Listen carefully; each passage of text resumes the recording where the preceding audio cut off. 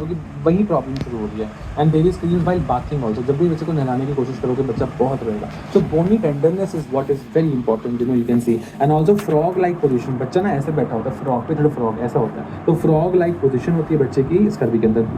Diagnose कैसे करते हो आप? क्लिनिकली भी डायग्नोज कर सकते हो, ये जो सारी कहानी बताई मैंने, और आप रेडियोलॉजिकली भी डायग्नोज कर सकते हो। रेडियोलॉजिकली बताया मैंने आपको, वाइट लाइन ऑफ फ्रैंकल जो मैंने आपको सारा दिखाया था ये हमारा, तो ये रेडियो, तो आप बेसिकली ये एक विमबर्गर साइन होता है, वाइट लाइन ऑफ फ्रैंकल होती है, और पेल्किंस फ्रैक्चर, ये नाम 3 याद रखने हैं, Wimberger sign, white line of Frankel and Pelkan's fracture. ये सब हमारा स्कर्वी में, स्कर्वी के हमारे फाइंडिंग्स के रेडियोलॉजिकल फाइंडिंग्स में आप बेसिकली आराम से पेशेंट को देख सकते हो, ठीक है। अच्छा, what is the normal vitamin C levels in the blood?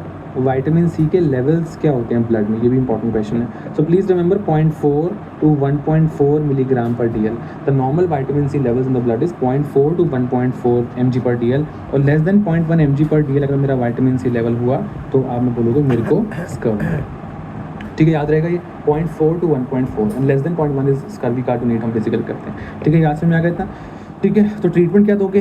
Treatment भाई विटामिन सी की कमी है तो विटामिन सी ही देंगे। कितना दोगे? 100 to 200 mg per day, 100 to 200 mg per day of vitamin C for 3 months, ठीक है, 100 to 200 mg per day of vitamin C for 3 months, ठीक है। ओरल दोगे कि आईवी दोगे? ओरल दोगे कि आईवी दोगे? याद रखना ओरल विटामिन सी बहुत बेटर होता है, इसका एब्जॉर्प्शन बहुत अच्छी होती है। ओरल विटामिन सी बेटर होता है, इसकी एब्जॉर्प्शन बहुत अच्छी होती है, ठीक है। फिर एग्जाम में पूछता है जो ये बोनी टेंडरनेस बताया था आपने, बोनी टेंडरनेस कितना टाइम, कितने हफ्तों में ठीक हो गया बोनी टेंडरनेस में, बच्चा बहुत परेशान है? The answer is 1 week. एक हफ्ते में यूजुअली बोनी टेंडरनेस ठीक होती है। और सर एक्सरे के फीचर्स कब ठीक होंगे? रेडियोलॉजिकल इंप्रूवमेंट कब होगी?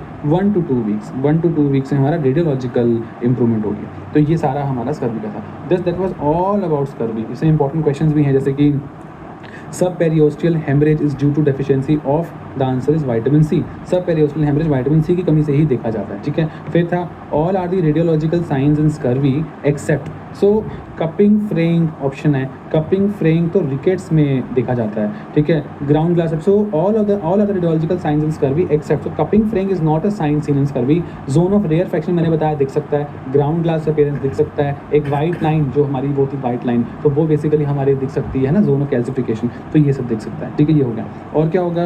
ये तो आसान है, ओके। और Wimberger sign, Wimberger ring sign कहाँ मिलता है? सो मैंने बताया स्कर्वी में मिलता है विमबर्गर रिंग साइन, है ना, ये हो गया।